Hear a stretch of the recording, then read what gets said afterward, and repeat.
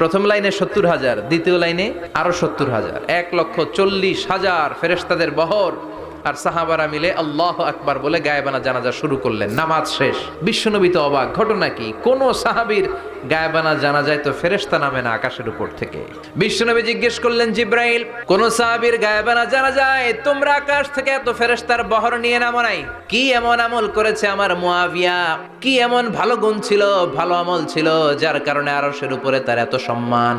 সাইয়েদনা জিব্রাইল বললেন, নবী, তেমন কোনো বড় আমল নয়, ছোট্ট একটা আমল, কিন্তু আমলটারে ভালোবেসেছে কে? আপনার এই প্রিয় সাহাবী হাঁটতে বসতে চলতে ফিরিতে সব সময় পড়তো কুল হুয়াল্লাহু আহাদ আল্লাহুস সামাদ লাম ইয়ালিদ ওয়া লাম ইউলাদ ওয়া লাম ইয়াকুল লাহু কুফুয়ান আহাদ। পড়েন আল্লাহু আকবার।